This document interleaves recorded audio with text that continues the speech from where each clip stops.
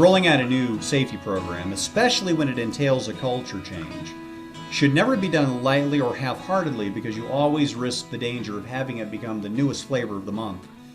And nothing puts an end to a culture change faster than a disorganized, non-committed, or haphazard approach to it. But it also requires a sequence of steps, since we can't roll the whole thing out at once. And we saw an overview of those steps in the first video blog in this series. The first of those steps, as you recall, is to roll out and conduct safety leadership training. The basic objectives for this type of training is really threefold. It includes, number one, to impart a new way of thinking about safety as a values-based culture. Number two, to establish and teach a sort of new language around safety as a culture. And then number three, to impart some basic skills around leading that culture, communicating in that culture, and coaching that culture. The target audience for this workshop should include all levels of leadership, including operations leadership, production, maintenance, engineering, EH&S, any safety committee leaders, and at least some initial representation from the corporate side. As a general rule of thumb, we like to include a ratio of about 80% field or asset leadership to about 20% corporate leadership in each of the safety leadership sessions we conduct. Now, the reason behind that, as I've mentioned in past video blogs, is that it's not a true culture initiative. It's not a true culture change if only half the organization is involved in it, and if only half the organization understands the concepts and speaks the new language. The field and asset leadership should certainly be the focus at the start of the program, since that's where most of the at-risk activities are being done. But as the program progresses along, we'll want to include the corporate side more and more in this. What's the best way of getting this thing off the ground? Well, you can start by holding a pilot or two of the Safety Leadership Workshop. You'll want to work with the executive leadership in the assets, primarily operations, production, maintenance, engineering, etc., to get their recommendations on who they think should be included in these pilots, but be sure they're clear on what your ideal target audience should be. And it should include a mixture of all levels and all forms of leadership, from asset directors to area managers to line supervisors to even shift leads and even class leads for crafts and skills, lead operators, lead mechanics, lead techs, anyone who is in a perceived leadership position in their area. The leadership from operations will likely want you to work with their direct reports to get the participants you need for these pilots, so collaborate with them to get the best people you can in these pilots. Your goal for this is to get roughly 25 to 30 participants per session.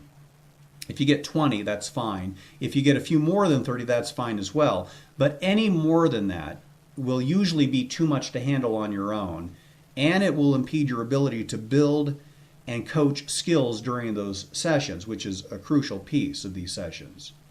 But also keep in mind that 80-20 target ratio we already talked about.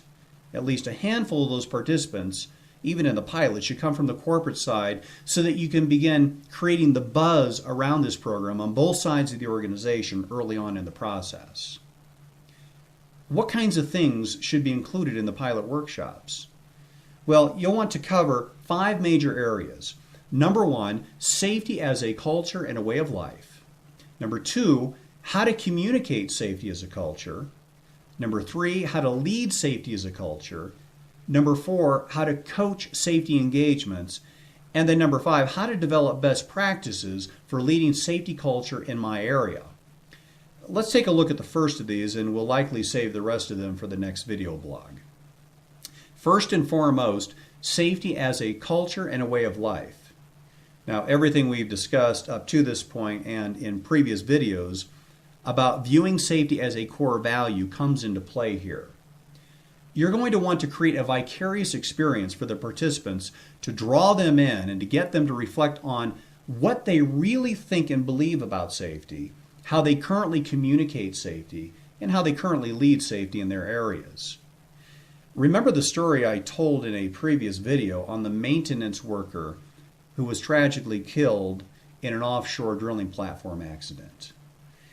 As I was relating that story, you were probably drawn into it. You may even have found yourself vicariously living through what you heard.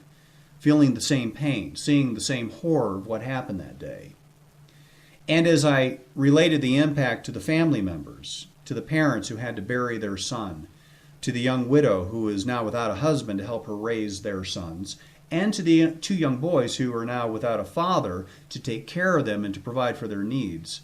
As I was relating all that, you may even have begun to think of your own family, your own situation, and what they would have done in a similar situation if that had happened to you. In short, you may have begun making the application for yourself. And as a result, you probably didn't need much convincing to view safety in a different way. Well, that's just what a vicarious experience does and is intended to do. To try to argue someone over to my point of view using facts and figures and statistics is ineffective because it's mechanical and impersonal, and it never quite appeals to my inner being. I may now have the knowledge up here in my head, but it doesn't quite hit here in my heart.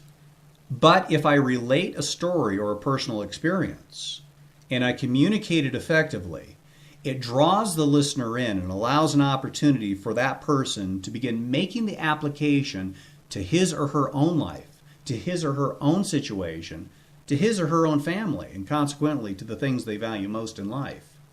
And once that happens, the dots are then connected for them between safety and the core values they already hold, and they begin to think about safety in a different way.